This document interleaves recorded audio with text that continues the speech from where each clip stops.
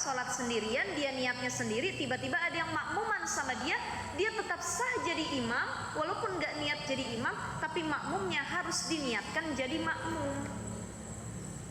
Gitu ya, ibu-ibu ya.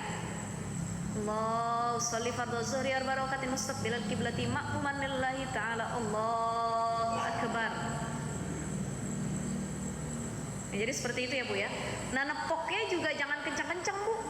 Ibu nepok kayak orang ini nyadarin orang ya. Sekali cukup, bahkan jangan ditepok dipukul, cuman dipegang gini. Oh, sebagai tanda kita mau ngikut nih makmuman gitu. Ya, jadi seperti itu. Nah, itu perihal sholat berjamaah, di mana sholat berjamaah itu derajatnya lebih tinggi daripada sholat sendirian.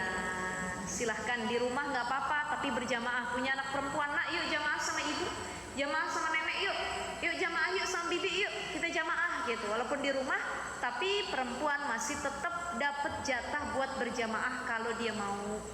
Suaminya nggak pernah di rumah, tapi maunya di masjid terus, ya. Kalau dalam mazhab Syafi'i berjamaah itu hukumnya sunnah muakkad, sunnah yang sangat dianjurkan. Tapi kalau mazhab Hambali mengatakan sholat berjamaah hukumnya wajib. Makanya kalau yang pakai mazhab Hambali pasti dia nggak ninggalin berjamaah. Kenapa? Karena dihukuminya wajib berjamaah.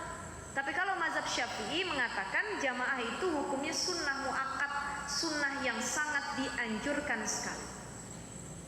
Itu ya, ibu-ibu sekalian ya. Jadi ada Fatihah, kemudian ada sholat berjamaah, dan ada sholat yang ketika berjamaah bacaannya zahar, dijaharkan, ya, diperjelas, digedein suaranya. Ada yang sir, nggak kedengeran. Apa sholat yang jahar itu? Subuh, maghrib, sama isya. Sedangkan zuhur sama asar itu sir, nggak bersuara. Ya kalau kita makmuman sama imam sholat zuhur nggak ada suaranya, tiba-tiba Allahu akbar, sami Allahu liman hamidah, Allahu akbar, itu sholat zuhur sama asar.